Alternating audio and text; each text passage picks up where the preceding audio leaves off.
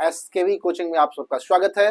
मैं अमरीश मिश्रा आपको the living word पढ़ा रहा हूं और मैंने कल आप सबको नोमेनक्लेचर के जो रूल थे वो रूल मैंने आपको बताए थे और शायद लास्ट रूल मैंने ये बताया था कि जब कभी भी नेमिंग किया जाएगा तो सबसे पहला नाम जो लिखा जाएगा वो generic name, then specific epithet, then scientific name या साइंटिस्ट का नाम, और साइंटिस्ट का नाम जो लिखा जाएगा वो एबरवेटिव फॉर्म में यानी शॉर्ट फॉर्म में लिखा जाएगा।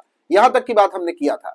लेकिन मैं कुछ भी शुरू करूं उससे पहले एसकेवी का जो प्लान है, एसकेवी जिस प्लान पे वर्क कर रही है, मैं थोड़ा उसको आपके साथ शेयर करना चाहता हूं।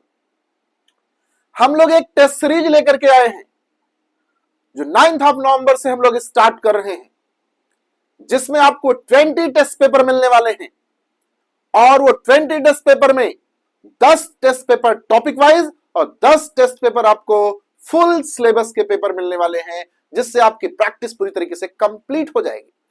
और उस टॉपिक को डिसाइड करते समय ध्यान दिया गया है कि किन किन टॉपिक को साथ रखा जाए जिससे आपके बेहतर क्वेश्चन की प्रैक्टिस हो सके। तो प्लीज जिन तक ये मेरी आवाज पहुंचे, जो लोग इस बात को लिए इच्छुक हो कि हमें टेस्ट सीरीज, एक बेहतर टेस्ट सीरीज ज्वाइन करनी है और जिससे हमारे पेपर की प्रैक्टिस हो जाए और हम नीट में बेहतर कर पाए, तो हम उन सब का स्वागत करने के लिए तैयार हैं। वो लोग 9 नवंबर से हमारे टेस्ट पेपर को ज्वाइन कर सकते हैं।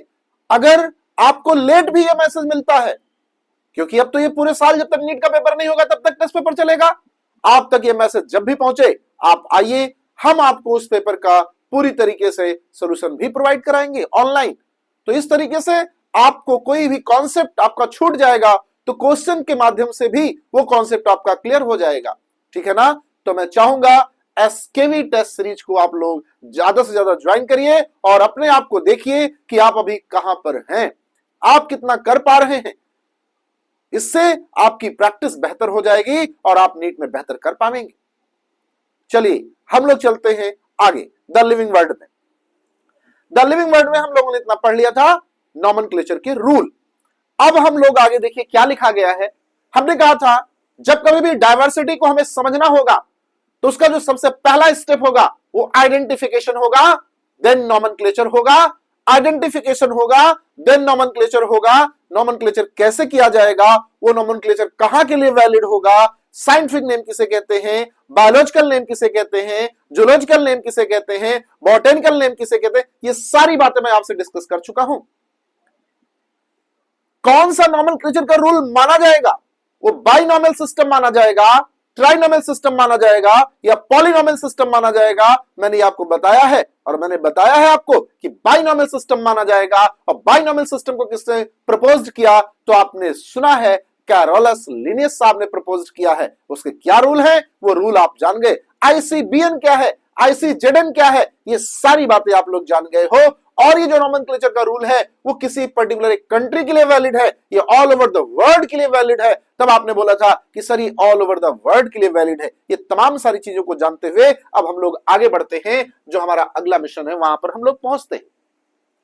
सिंस इट इज नियरली, अगर मैं आपसे कहूं कि यहां पर जो बातें हैं अगर मैं आपसे बोलूं तो आपको जानना होगा, आराम से करते हुए चलना होगा बेटा, परेशान नहीं होना होगा।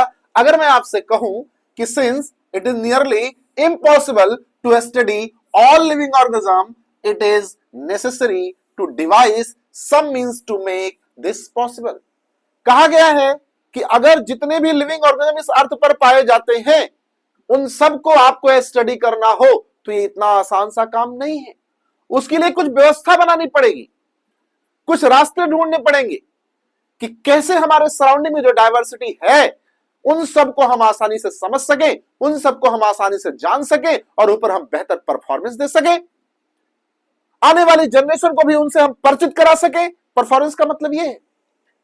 कहा गया ये, इसके लिए फिर क्या करना पड़ेगा, कोई न कोई आपको डिवाइस बनानी पड़ेगी, मतलब कुछ न कुछ आपको सोचना पड़ेगा कि कैसे जितनी भी डायवर्सिटी है उसको हम आसानी से समझ पावे और आसानी से कर पावे।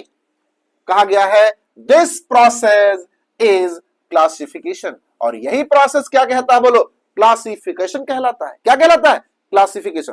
हमारे सराउंडिंग की जितनी डाइवर्सिटी है उसको हम समझ पाए आसानी से, उसको हम आसानी से जान पाए, उस प्रोसेस को हम लोग कहते हैं क्लासिफिकेशन। क्लासिफिकेशन का मतलब है अलग अलग ग्रुप में करके उनको एक सिस्टमेटिक वे में अरेंज करके उनके बारे में पढ़ा जाए, जाना जाए, समझा जाए, ये प्रोसेस क्लासिफिकेशन कहता है। सपोज करिए एक क्लासरूम में 100 बच्चे बैठे हुए हैं, हमें यह नहीं पता इसमें कौन इंग्लिश मीडियम का है, कौन हिंदी मीडियम का है, कौन कितना पढ़ने में अच्छा है, कैसे कौन है। तो उसके बेसिस पर हम ये कह सकते हैं कि हम सबको एक कॉमन टॉपिक पढ़ाएंगे और कॉमन टॉपिक पढ़ाने के बाद उसको हम उसके मार्क्स के बेसिस पर हम उनको अलग अलग बैच में डिफरेंशिएट कर देंगे। यही क्लासिफिकेशन है जो हमने कहा कॉमन टेस्ट कराएंगे, टेस्ट करा के अलग अलग बैच में डिफरेंशिएट कर देंगे। लेकिन हमने एक बेस लिया, एक पैमाना लिया कि अगर हमें डिफरेंशिएट करना है किसी को किसी से, किसी को किसी ग्रुप में रखना है, किसी को किसी ग्रुप में रखना है, तो उसका हमें एक बेस बनाना पड़ेगा। सेम उसी प्रकार से अगर हमें किसी को जो हमारी डाइवर्सिटी है उस डाइवर्सिटी को हमें समझना है, जानना है, दैट मीन्स कहा गया क्लासिफिकेशन करना पड़ेगा, मतलब अलग अलग ग्रुप में बांटना पड़ेगा। तो भैया कैसे बांटोगे, किस बेसिस पे बांटोगे, किसी को किस बेसिस पर एक दूसरे से अलग करोगे। तो कुछ कैरेक्टरिस्टिक्स फीचर आपको देखने पड़ेंगे कि जो जो जिन जिन का कैरेक्टर एक जैसा है उनको एक साथ किया जाए, जो एक दूसरे से डिफरेंशिएट होते हैं उनको अलग किया जाए। लेकिन उसका बेस क्या होगा, आप किस कैरेक्टर के बेसिस पर, मॉर्फोलॉजिकल कैरेक्टर के बेसिस पर, इवोल्यूशनरी कैरेक्टर के बेसिस पर, evolutionary that means phylogenetic character के बेस पर, जेनेटिक कैरेक्टर के बेस पर, सेल के बेस पर, किस बेस पर आप उसे क्लासिफाई करना चाहते हो, अलग अलग ग्रुप में बांटना चाहते हो, ये आपको देखना पड़ेगा। लेकिन मेन बात यह है कि अगर हमें डाइवर्सिटी को समझना है तो हमें क्लासिफिकेशन करना पड़ेगा, दैट मींस अलग अलग ग्रुप में बांटना पड़ेगा। आइए तो देखते हैं क्या लिखा है। Classification is the process by which anything is grouped into convenient category based on some easily observable character. कहा गया अगर हमें किसी हमारे सराउंडिंग की डाइवर्सिटी को हमें क्लासिफाई करना है, लिखा है मतलब अलग अलग ग्रुप में उनको करना है, समझने के लिए, जानने के लिए, आसान बनाने के लिए, तो हमें इजीली ऑब्जर्वेबल कैरेक्टर देखना होगा। किसी भी स्पीसीज को देखते ही जो कैरेक्टर हमें आसानी से समझ में आ जाए, हम एक स्पीसीज को देखें, दूसरी स्पीसीज को देखें, तीसरी स्पीसीज को देखें, चौथी स्पीसीज को देखें, मतलब डिफरेंट डिफरेंट टाइप की स्पीसीज, मतलब अलग अलग तरीके की डाइवर्सिटी को हम देख रहे हैं, तो हमें उसे हम कैसे देख रहे हैं, जो कैरेक्टर आसानी से आ सकता है समझ में, तो मॉर्फोलॉजिकल कैरेक्टर कहलाता है। कौन सा कैरेक्टर कहलाता है, morphological. Easily observable character morphological character होता है। हम आपको देखें, आपको बाहर से देख करके जो कुछ भी हम समझ पा रहे हैं वो आपका मॉर्फोलॉजिकल कैरेक्टर। आप हमको देख रहे हैं, हमको देख करके आप जो कुछ भी समझ पा रहे हैं देखते ही, वो आपका मॉर्फोलॉजिकल कैरेक्टर है कि हमारा फिजिकल अपीयरेंस कैसा है, हमारी नाक कैसी दिखाई पड़ती है, हमारा आंख कैसा दिखाई पड़ता है, हमारा होठ कैसा दिखाई पड़ता है, हम ओवरऑल कैसे दिखाई पड़ते हैं, हमने क्या पहन रखा है, दैट मींस ये मॉर्फोलॉजिकल कैरेक्टर है। इसी प्रकार से जब किसी प्लांट को देखते हो, उसकी लीफ कैसी है, उसका फ्लावर कैसा है, उसका स्टेम कैसा है, ये जब कुछ आप देखते हो तो ये मॉर्फोलॉजिकल कैरेक्टर देखते हो। और यही किसी को देखने के बाद सबसे पहले आसानी से दिखाई पड़ता है। इजिली ऑब्जर्वेबल कैरेक्टर का मतलब यह है कि हमें हमारी डाइवर्सिटी को समझना है, लेकिन डाइवर्सिटी ज्यादा है तो समझने के लिए उसे अलग अलग ग्रुप में बांटना पड़ेगा। अलग अलग ग्रुप में बांटने को कहते हैं क्लासिफिकेशन। हमने एक रास्ता बनाया कि क्लासिफाई कर दिया जाए, लेकिन क्वेश्चन ये अराइज हुआ कि क्लासिफिकेशन किस बेसिस पर किया जाएगा। ये तो साइंटिस्ट का मन है, किसी भी बेसिस पर वो कर सकता है। कोई किसी का जेनेटिक कैरेक्टर देख सकता है, कोई किसी का इवोल्यूशनरी कैरेक्टर देख सकता है, कोई किसी का मॉर्फोलॉजिकल कैरेक्टर, वो सबका अलग अलग मन है। लेकिन ज्यादातर साइंटिस्टों ने यह कहा कि अगर हमको क्लासिफाई करना है, अलग अलग ग्रुप में हमको बांटना है किसी को, तो सबसे पहले हम उस किसी भी स्पीसीज का जो आसानी से कैरेक्टर दिखाई पड़ता है उस कैरेक्टर को देखा जाए। हो सकता है सुपरफिशियल ही हमें कुछ न कुछ कैरेक्टर एक दूसरे से डिफर मिलने लगे। ज्यादातर टैक्सोनॉमिस्ट मॉर्फोलॉजिकल कैरेक्टर को वेटेज देते हैं। इजिली ऑब्जर्वेबल कैरेक्टर का मतलब है मॉर्फोलॉजिकल कैरेक्टर। तो मॉर्फोलॉजिकल कैरेक्टर के बेसिस पर डाइवर्सिटी का क्लासिफिकेशन किया जा सकता है और किया गया। क्या केवल मॉर्फोलॉजिकल कैरेक्टर के बेसिस पर किया गया? नहीं, और भी बेसिस पर किया जा सकता है। लेकिन यहां लिखा है, जब हमने शुरुआत किया क्लासिफिकेशन करने की, तो हमारे दिमाग में जो बात आई वो यही आई कि हर स्पीसीज का मार्फोलॉजिकल कैरेक्टर देखा जाए और मार्फोलॉजिकल कैरेक्टर देख करके उन्हें सुविधा अनुसार अलग अलग ग्रुप में डिवाइड कर दिया जाए, जिससे हम स्पीसीज को समझ पावे, जान पावे। धीरे धीरे जैसे जैसे हम समझदार होते जाएंगे, वैसे वैसे हम अपने क्लासिफिकेशन का क्राइटेरिया चेंज करते जाएंगे। लेकिन आज हम शुरुआत कर रहे हैं, तो शुरुआत में हम इजिली ऑब्जर्वेबल कैरेक्टर के बेसिस पर क्लासिफिकेशन करेंगे, मतलब अलग अलग ग्रुप में बांटेंगे। आइए, लिखा है for example we easily recognise group of such as plant और एनिमल और डॉग, कैट, इंसेक्ट। एक एग्जाम्पल लिया गया, आप डॉग को देखते हो, कैट को देखते हो, इंसेक्ट को देखते हो, प्लांट को देखते हो, एनिमल को देखते हो, क्या देखते ही आप ये नहीं समझ जाते कि अरे भाई ये तो डॉग है? क्या कभी ऐसा हुआ कि आपके घर के सामने डॉग आया हो, आपने चिल्ला करके कहा अरे मम्मी, मम्मी ने पूछा क्या, तुमने कहा हो मम्मी शेर आ गया, चीता आ गया? क्या आपने कभी ऐसा कहा है? और जिस दिन तुम ये बात कह दोगे, आपके घर के सामने डॉग दिखाई पड़े और आप कह दोगे अरे मम्मी ये चीता आ गया, शेर आ गया, आपकी मम्मी आपसे नहीं बोलेंगी, आपके पापा को फोन लगाएंगी और फोन लगाते ही जानते हो क्या बोलेंगी? जल्दी घर आ जाओ, कुछ दिमागी रूप से डिस्टर्ब हो गए हैं। और फिर तुम्हारे पापा जब आएंगे और जब वो अपना दिमाग चलाएंगे, जब वो अपना सस उठाएंगे, तब तुम कुत्ते को कुत्ता बोलने लगोगे, यानी डॉग को डॉग बोलने लगोगे, कैट को कैट बोलने लगोगे, इंसेक्ट को इंसेक्ट बोलने लगोगे। क्या कभी तुमने ऐसा किया कि लाइट जल रही हो और उसके सामने जो कुछ भी कीड़ा मकोड़ा उड़ता हुआ दिखाई पड़ा हो, तुमने कहा मम्मी सांप उड़ रहा है? कभी तुमने कहा आज तक?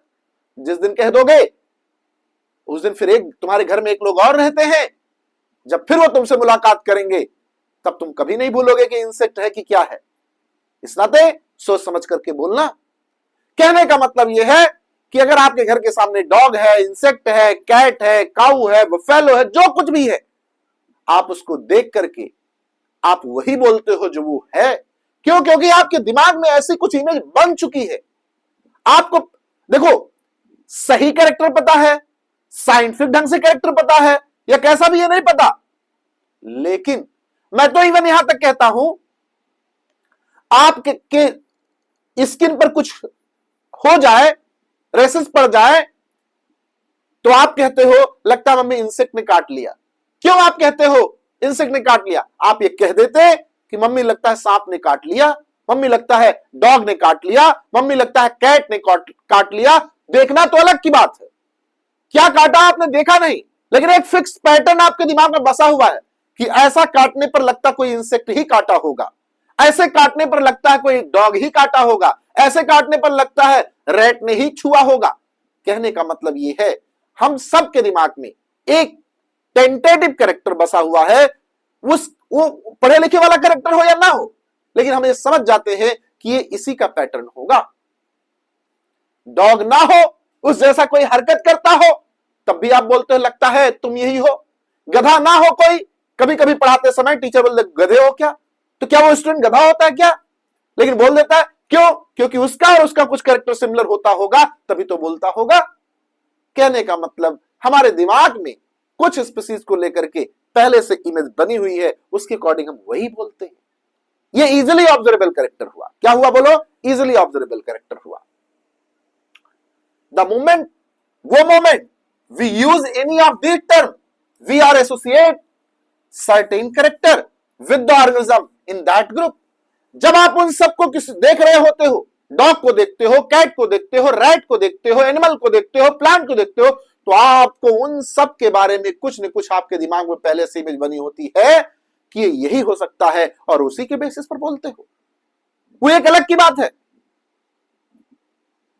कि उसका साइंटिफिक कैरेक्टर क्या होगा, वो एक अलग मैटर है, लेकिन आपके दिमाग में कुछ देख करके इमेज बन जाता है और आप उसको वही बोलते हो जो वो होता है। What image do you see when you think of a dog? आपके दिमाग में क्या इमेज बनेगी जब आप डॉग को देखोगे? क्या डॉग को देखने के बाद आप कभी कैट बोलोगे, कभी लायन बोलोगे? नहीं बोलोगे। आगे, obviously each one us will see dog, हर लोग उसे डॉग ही कहेंगे, एंड नॉट कैट। कोई कैट नहीं बोलेगा, डॉग ही बोला जाएगा। डॉग को देखने के बाद कैट नहीं बोला जाएगा। क्यों? क्योंकि कुछ न कुछ इमेज उसका हमारे दिमाग में पहले से बना हुआ है। Now if we were to think of Alsatian, Alsatian German shepherd dog की वैरायटी है। एलेस्ट्रियन जर्मन शेफर्ड डॉग की वैरायटी है। Alsatian, we know what we are talking about. जब आप एलेस्ट्रियन देखोगे, जर्मन शेफर्ड डॉग की वैरायटी देखोगे, तो क्या आप उसे डॉग नहीं कहकर कुछ और कह दोगे? तब भी आप डॉग ही कहोगे, तब भी आप डॉग ही कहोगे। क्यों? क्योंकि डॉग का अपना कुछ न कुछ बेसिक कैरेक्टर होता है। वो चाहे किसी भी टाइप का डॉग हो, वो उसके अंदर बेसिक कैरेक्टर उसका होगा, और उसको देखने के बाद आप वही देखोगे। किसी के घर में जाते हो, जर्मन शेफर्ड डॉग होता है, उसको देखने के बाद तुम क्या बोलने लगते हो? डॉग ही तो बोलते हो ना। तो कहने का मतलब यह है, आप डॉग को डॉग ही बोलोगे, आपको चाहे जो नाम बता दिया जाए। Similarly suppose we were to say mammals, हम मैमल्स कहते हैं। You would of course think of animal. Mammals बोलते समय आप क्या सोचते हो? प्लांट के बारे में नहीं, आप एनिमल के बारे में सोचते हो। किसके बारे में सोचते हो? एनिमल के बारे में सोचते हो। With external ear and body hair. Mammals का अपना एक कैरेक्टर माना गया है कि जिसके बॉडी पर हेयर दिखाई पड़ेगा और एक्सटर्नल बाहर की तरफ कान दिखाई पड़ेगा, उसे हम क्या बोलेंगे? मैमल्स बोलेंगे। मेमोरी ग्लैंड का भी पाया जाना, ये तमाम ऐसे और कैरेक्टर होते हैं, लेकिन एक बेसिक कैरेक्टर बताया गया। वो किसमें आते हैं? मैमल। और मैमल्स किसमें आता है? एनिमल ग्रुप में आता है। तो वो उसके कुछ कैरेक्टर है बेसिक, उसकी बात किया गया है। Likewise in plant, if we try to talk of wheat, अगर आप गेहूं के प्लांट को देखते हो, the picture in each of our mind will be wheat plant, not rice या एनी अदर प्लांट। आप सोच के देखो कि अगर आप गेहूं का प्लांट देखते हो, तो क्या आप जरा मुझे बताओ, आपके दिमाग में वो कोई और प्लांट आएगा या गेहूं का ही आएगा? कुल मिला के कहने का मतलब यह है, आप ध्यान सुनिए, आपको बुक ये बताना चाह रही है कि हमारे सराउंडिंग में जो डायवर्सिटी है, हम उन सभी डायवर्सिटी का कुछ न कुछ बेसिक इमेज अपने दिमाग में बना चुके हैं, और उसी के बेसिस पर जो होता है उसको वो बोला जाता है, ना कि उसको कुछ दूसरा बोला जाता है। गेहूं को कभी चावल नहीं बोला जा सकता, चावल को कभी गेहूं नहीं बोला जा सकता। ये क्यों? क्योंकि उसका अपना, सबका अपना कुछ न कुछ बेसिक कैरेक्टर होता है, जो किसी को भी आसानी से दिमाग में समझ में आ जाता है, और उस बेसिक कैरेक्टर के साथ हम लोग जुड़े हुए हैं। वो एक अलग की बात है कि पढ़े लिखे वाला कैरेक्टर हम क्या देखेंगे, वो अलग की बात है। आगे लिखा है, are convenient category we use to study organism, और हम अपनी सुविधा के अनुसार उनको अलग अलग ग्रुप में कर लेते हैं। The scientific term for these categories taxa. कुल मिला के अगर आपसे पूछे, कहें ग्रुप, नॉर्मल टर्म इंग्लिश का टर्म है, लेकिन कहें टैक्सा, तो ग्रुप का साइंटिफिक नेम क्या है? बोलो, टैक्सा है। अगर हम कहें ग्रुप तो इंग्लिश का वर्ड है, लेकिन इनके टैक्सा तो मतलब वो क्या है? साइंटिफिक टर्म है। ये आपको ध्यान करना पड़ेगा। Taxa, here you must recognise that taxa can indicate category at very different level. इस बात को मैं चैलेंज लेकर के कहता हूं, अगर कोई भी आपके साथ का बता देगा पढ़ने वाला स्टूडेंट इस लाइन का मतलब क्या है, तो मैं प्राइज दूंगा, पक्का दूंगा। क्यों ना चॉकलेट ही खिलाऊंगा पक्का। लेकिन एक बार आप बताइए लाइन का मतलब क्या है। इसमें टीचर्स भी आ सकते हैं। Recognise that taxa can indicate category at very different level. कहा गया है, जब किसी टैक्सा को आप देखोगे, जब किसी आप ग्रुप को देखोगे, तो उस टैक्सा में यानी उस ग्रुप में बहुत डिफरेंट लेवल के लोग दिखाई पड़ते हैं।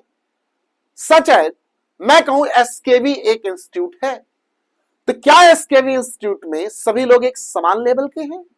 सबकी कैटेगरी एक है? मैनेजमेंट सबसे टॉप पर, देन टीचर, देन ऑफिशियल लोग, और देन 4th क्लास एम्प्लॉय। ये तो एक कोचिंग का ताना बाना हुआ।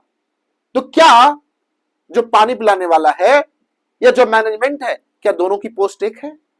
क्या टीचर और जो ऑफिशियल वर्क कर रहे हैं दोनों का एक है? मतलब सबका लेवल अलग अलग है। ऐसे ही जब किसी हम टैक्सा को देखते हैं, जब हम किसी ग्रुप को देखते हैं, तो उसमें हमें बहुत सारी कैटेगरीज दिखाई पड़ती हैं।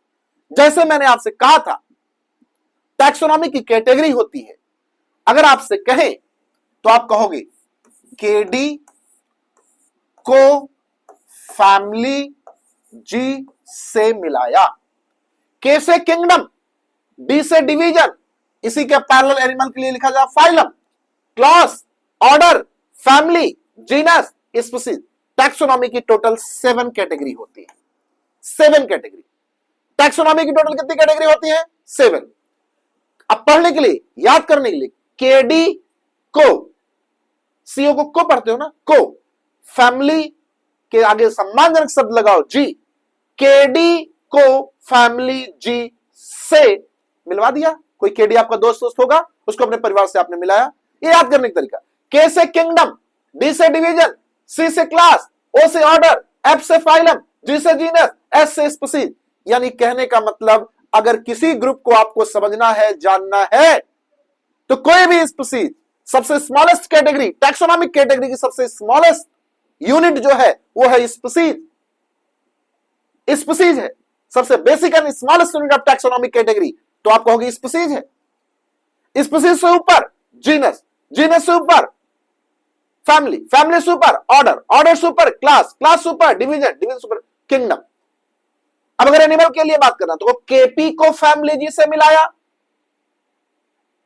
केपी को फैमिली जी से मिलाया। Kingdom, phylum, class, order, family, genus, species, इसको दो तरीके से पढ़ सकते हो। एक डिसेंडिंग ऑर्डर में पढ़ सकते हो और एक असेंडिंग ऑर्डर में पढ़ सकते हो। डिसेंडिंग और असेंडिंग ऑर्डर में पढ़ सकते हो। बड़े से छोटे की तरफ जाना डिसेंडिंग हुआ, छोटे से बड़े की तरफ जाना असेंडिंग ऑर्डर हुआ। लेकिन एक स्पीशीज का, कोई भी स्पीशीज लो, वो किस किंगडम का है, उसका क्या डिवीजन या क्या फाइलम है, उसकी क्या क्लास है, उसका क्या ऑर्डर है, उसकी क्या फैमिली है, उसका क्या जीनस है, वो कौन सी स्पीशीज का मेंबर है, ये तमाम सारी चीजें आपको देखनी होंगी, तब उसके बारे में पूरी डिटेल स्टडी होगी। तो क्या किसी का अगर तुम जीनस देख रहे हो और क्या किसी का तुम ऑर्डर देख रहे हो तो दोनों एक ही लेवल की कैटेगरी है? नहीं, different different type. Genus order से छोटे लेवल की टैक्सोनॉमिक कैटेगरी है। यानी कहने का मतलब जब आप किसी ग्रुप को देखोगे, किसी ग्रुप में किसी स्पीशीज को देखोगे तो उसको समझने के लिए डिफरेंट कैटेगरी को आपको जानना होगा। ऐसे ही कोई ग्रुप आप देखते हो, आपने कोचिंग को देखा, ये कोचिंग का एक एसकेवी एक कोचिंग का ग्रुप है, तो उसमें जब उसके अंदर जाओगे तो आपको स्पीशीज तो मिलेंगे होमो सैपियंस सैपियंस, लेकिन उसमें भी सबकी अपनी अलग अलग पोजीशन होगी, सबका अपना अलग अलग लेवल होगा। कोई मैनेजमेंट लेवल पर होगा, कोई टीचर लेवल पर होगा, कोई ऑफिस लेवल पर होगा, कोई मार्केटिंग लेवल पर होगा, कोई पानी पिला रहा होगा, सबका अपना अलग अलग लेवल है। और सबसे बड़ा लेवल जिसका है कोचिंग में वो है स्टूडेंट का लेवल। सबसे बड़ा लेवल किसका है कोचिंग में? स्टूडेंट का लेवल। तो कोचिंग के भी यहां पर पूछे, ये एसकेवी ग्रुप है, एसकेवी ग्रुप में सबसे टॉप पर किसे रखा गया है? तो सबसे टॉप पर स्टूडेंट को रखा गया है, उसके बाद सब लोग आते हैं, क्योंकि आप हो तो हम हैं, आप हो तभी हम हैं तो आप नहीं हो, आप हो तो हम हैं। हम एसकेवी वाले ऐसा ही सोच करके चलते हैं। तो जो ये लाइन लिखी गई है, taxa can indicate category at very different level. अगर किसी ग्रुप को देखते हो, किसी टैक्सा को देखते हो, मतलब तो उसमें अगर किसी स्पीशीज को आप जानना चाहते हो तो उसको अलग अलग लेवल पर समझना पड़ता है। ये मतलब है एक कोई स्पीशीज है, उसका किंगडम क्या है, उसका डिवीजन क्या है, उसका क्लास क्या है, उसका ऑर्डर क्या है, उसका फैमिली क्या है, उसका जीनस क्या है, उसका स्पीशीज क्या है, ये आपको जानना पड़ेगा। और उस टैक्सोनॉमिक कैटेगरी में सबसे बेसिक और स्मॉलेस्ट यूनिट क्या है? बोलिए, स्पीशीज है। आइए, plant also form a taxa. Plant भी अपने आप में ग्रुप है। Wheat is also a taxa. Similarly animal, mammal, dog are all taxa. Animal बोलते हो तो एनिमल का एक ग्रुप हुआ, डॉग बोलते हो तो डॉग का एक ग्रुप हुआ, कैट बोलते हो तो कैट का एक ग्रुप हुआ। सब अपने आप में क्या है? बोलो, एक टैक्सा है। But you know that a dog is mammal and mammal are animal. Dog किस में आता है? प्लांट में आता है, मैमल्स में आता है, मैमल्स में आता है। और मैमल्स किस में आता है? एनिमल्स में आता है।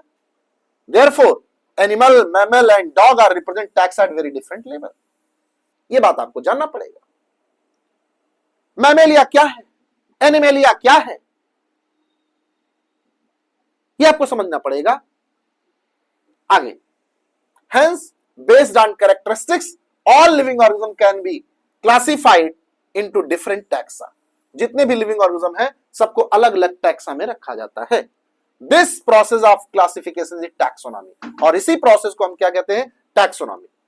एक्सटर्नल एंड इंटरनल, अब यहां से थोड़ा आपको और समझना होगा, अच्छे से समझना होगा, घबराइएगा नहीं। External and internal structure along with the structure of cell development process and ecological information of organism are essential and form the basis of modern taxonomic study. Taxonomy मतलब क्लासिफिकेशन। क्लासिफिकेशन बेसिकली स्टार्ट हुआ easily observable character के basis पर, मतलब morphological character के basis पर। कहा गया आज के दौर में अगर क्लासिफिकेशन किया जाए तो किस बेसिस पर किया जाता है? कहा जाता आज जब हम क्लासिफिकेशन किस स्पीशीज का करते हैं तो केवल और केवल एक्सटर्नल कैरेक्टर नहीं देखते हैं, मतलब केवल और केवल मॉर्फोलॉजिकल कैरेक्टर नहीं देखते हैं, बल्कि एक्सटर्नल कैरेक्टर के साथ साथ में इंटरनल स्ट्रक्चर देखते हैं। सेल का किस टाइप की सेल है उसको देखते हैं, किसी भी स्पीशीज का डेवलपमेंट कैसा हुआ है, इकोलॉजिकल इंफॉर्मेशन, वो किस एनवायरमेंटल कंडीशन में उसका सर्वाइवल बेहतर होगा, इन सब बातों को देख करके अगर क्लासिफिकेशन किया जाए तो इसे कहते हैं मॉडर्न टैक्सोनॉमी। क्या कहते बोली? Modern taxonomy. आपसे पूछा जाएगा पहले के टैक्सोनॉमी आज के टैक्सोनॉमी में क्या डिफरेंस है? पहले तो जो है मॉर्फोलॉजिकल कैरेक्टर देखा जाता था या यूज एंड डिसयूज देख करके हमारे लिए कितना कौन यूजफुल इसके बेसिक क्लासिफिकेशन कर दिया जाता था। लेकिन आज का अगर मॉडर्न टैक्सोनॉमी पूछा जाए क्या है, आज अगर हमें कोई स्पीशीज मिलती है और उसे हमें किसी ग्रुप में रखना है, किसे हम इस ग्रुप में रखना चाहते हैं या हम इस ग्रुप में रखना चाहते हैं, तो क्या केवल हम मॉर्फोलॉजिकल कैरेक्टर देखेंगे या मॉर्फोलॉजिकल कैरेक्टर के साथ साथ इंटरनल कैरेक्टर भी देखेंगे, सेल का भी स्ट्रक्चर देखेंगे, डेवलपमेंट प्रोसेस भी देखेंगे और किस एनवायरमेंटल कंडीशन में बेहतर सर्वाइवल करता है, मतलब इकोलॉजिकल इंफॉर्मेशन भी देखेंगे। हाँ जी, सब देखेंगे। एक्सटर्नल कैरेक्टर भी देखेंगे, इंटरनल कैरेक्टर भी देखेंगे, आपसे सेल भी देखेंगे, डेवलपमेंट प्रोसेस भी देखेंगे, इकोलॉजिकल इंफॉर्मेशन भी देखेंगे। सब कुछ अगर देख करके क्लासिफिकेशन किया जाता है जिसे कहा जाता है मॉडर्न टैक्सोनॉमी। इंपॉर्टेंट है, आपसे डायरेक्टली क्वेश्चन पूछा जाएगा मॉडर्न टैक्सोनॉमी। टैक्सोनॉमी क्लासिफिकेशन का प्रिंसिपल एंड प्रोसीजर बताता है। टैक्सोनॉमी बायोलॉजी में क्लासिफिकेशन का प्रिंसिपल एंड प्रोसीजर बताता है, उसे टैक्सोनॉमी कहते हैं। तो ये बात आपको ध्यान करना है। Hence characterisation, identification, classification, nomenclature are the process that are basic to taxonomy. हमने आपसे बताया था आइडेंटिफिकेशन करना, नॉमेनक्लेचर करना, क्लासिफिकेशन करना, यही तो टैक्सोनॉमी है। तो आपको समझना पड़ेगा taxonomy is not something new. क्या ये क्लासिफिकेशन का जो प्रोसेस है ये नया है? क्या ये आज शुरू किया गया? क्या ये बात आज आई कि हमें क्लासिफिकेशन करना चाहिए हमारे सराउंडिंग में जो लोग पाए जाते हैं, जो हमारे सराउंडिंग की डायवर्सिटी है? नहीं, ये आज से नहीं। Human being have always been interested in knowing more and more about the various kind of organism, particularly with the reference to their own use. कहा गया क्लासिफिकेशन केवल आज का प्रोसेस नहीं है कि क्लासिफिकेशन केवल आज किया जाना शुरू हुआ। बहुत पहले से ह्यूमन बीइंग इस चीज में हमेशा इंटरेस्टेड रहा है कि उसके सराउंडिंग में कौन लोग पाए जाते हैं और उनका उनसे किस तरीके से यूज है। इसके लिए हमेशा ह्यूमन बीइंग जो है जानने के लिए प्रयासरत रहा है। तो क्लासिफिकेशन क्या नया है? नहीं, ये बहुत समय से चलता आ रहा है। In early days human being need to find source of their basic need, food, clothing and shelter. Hence, earliest classification were based on use. Important बात है। Earliest classification किसके बेसिस पे था? तो आप बताओगे यूज के बेसिस पे था। आज का क्लासिफिकेशन मॉडर्न टैक्सोनॉमी यानी ओल्ड टैक्सोनॉमी बोला जाए या अर्लियर क्लासिफिकेशन बोला जाए, अर्लियर क्लासिफिकेशन किसके बेसिस पे था? यूज के बेसिस। ह्यूमन बीइंग को इससे नहीं मतलब था, वो साइंटिफिक तरीके से काम नहीं कर रहा था। उसके सराउंडिंग में कौन लोग पाए जाते हैं, उनका उनसे किस तरीके से यूज हो सकता है। हमारे सराउंडिंग में कोई प्लांट पाया जाता है, क्या उसका कोई मेडिसिनल पर्पस है? क्या उससे कोई दवा बना सकते हैं? कोई प्लांट पाया जाता है, क्या वो ऑयल एंडिंग है? कोई प्लांट पाया जाता है, क्या उससे में कोई फाइबर मिलता है? इस तरीके से हम देख करके उनको अलग अलग ग्रुप में बनाते थे। वो प्लांट एक दूसरे से क्यों ना कितना भी डिफर हो, लेकिन अगर वो ऑयल एंडिंग प्लांट है तो उसे सभी प्लांट को एक ही ग्रुप में रख दिया जाता था। अगर किसी प्लांट से हमें मेडिसिन मिलती है और किसी दूसरे प्लांट से भी मेडिसिन मिलती है तो उसको हम मेडिसिन वाले ग्रुप में रख देते थे। कहने का मतलब ह्यूमन बीइंग पहले के समय में जो क्लासिफिकेशन करता था वो यूज के बेसिस पर करता था। उसके लिए कौन किस तरीके से यूज में आ सकता है।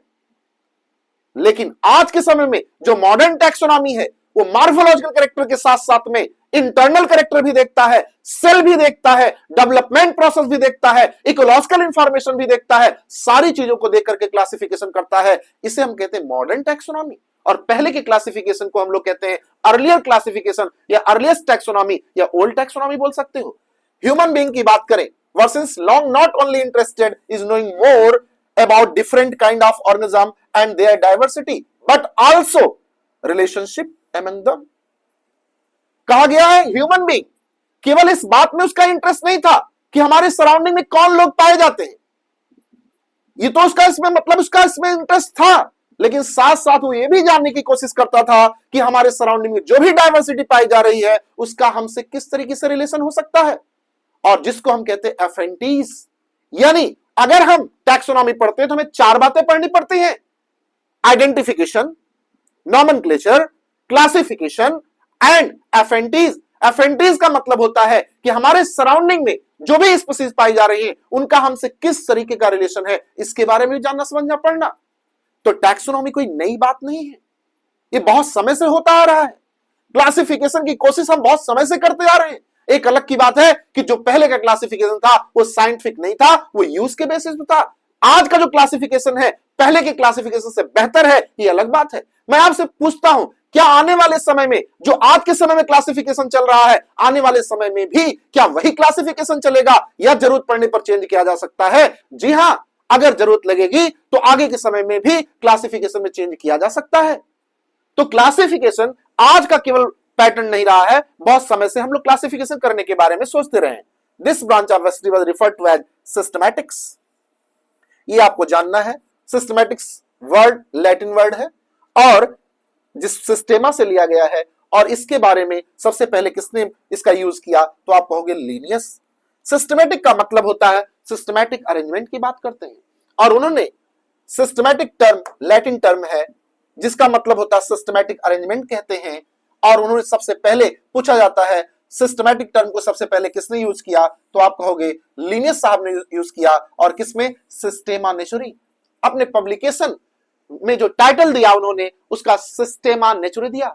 The scope of systematic was later enlarge into include identification, nomenclature, classification.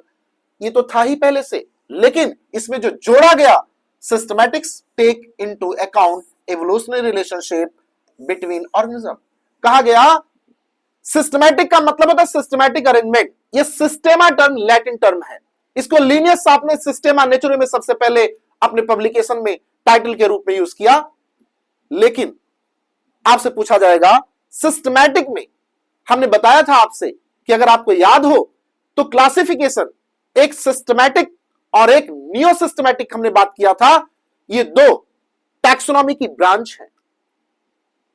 Systematic में केवल आइडेंटिफिकेशन, केवल नॉमेनक्लेचर या केवल क्लासिफिकेशन देखा जाएगा, या उसके साथ साथ में एवोल्यूशनरी रिलेशनशिप भी देखने की बात करेंगे। कहा गया लिनियस साहब थोड़ा समझदार थे। लिनियस साहब ने कहा आप इजिली ऑब्जर्वेबल कैरेक्टर के बेसिस पर क्लासिफिकेशन करिए, मुझे कोई उससे आपत्ति नहीं है, लेकिन एक चीज और जोड़ लीजिए, एवोल्यूशनरी कैरेक्टर भी देखिए कि किसी की ओरिजिन और उसका डेवलपमेंट कैसे हुआ है, इसको भी देखिए, तब उसको उसके अकॉर्डिंग उसके ग्रुप में रखिए तो शायद क्लासिफिकेशन बेहतर होगा।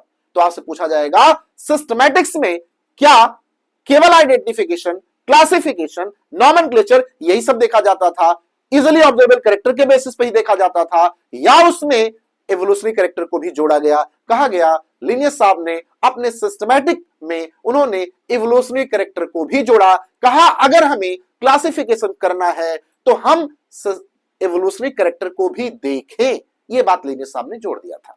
तो कुल मिला के कहने का मतलब क्लासिफिकेशन कैसे किया जाएगा आपने समझा। क्लासिफिकेशन जनरली लोग चाहते हैं इजिली ऑब्जर्वेबल कैरेक्टर के बेसिस पर।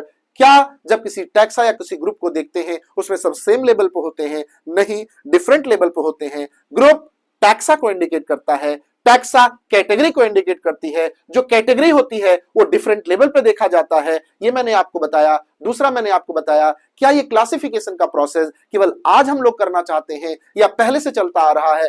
पहले से चलता आ रहा है। टैक्सोनॉमी पहले से टर्म रहा है, लेकिन पहले यूज के बेसिस पर क्लासिफिकेशन किया जाता था। आज हम एक्सटर्नल कैरेक्टर भी देखते हैं, इंटरनल कैरेक्टर भी देखते हैं, सेल भी देखते हैं, और हम डेवलपमेंट प्रोसेस भी देखते हैं, और इकोलॉजिकल इंफॉर्मेशन भी देखते हैं। इसको हम मॉडर्न टैक्सोनॉमी कहते हैं। लेकिन हम यूज की बात करते हैं कि यूज के बेसिस पर क्लासिफिकेशन किया गया, ये अर्लीस्ट क्लासिफिकेशन प्रोसेस था, अभी का नहीं है। सिस्टमैटिक में केवल मॉर्फोलॉजिकल कैरेक्टर देखा जाएगा, फिजियोलॉजिकल कैरेक्टर देखा जाएगा, रिप्रोडक्टिव कैरेक्टर देखा जाएगा, या इवोल्यूशनरी कैरेक्टर भी देखा जाएगा। जी हां, इवोल्यूशनरी कैरेक्टर भी देखा जाएगा। सिस्टमैटिक टर्म सबसे पहले किसने यूज किया? लिनियस साहब ने यूज किया। ये मैंने आज आपसे बात किया।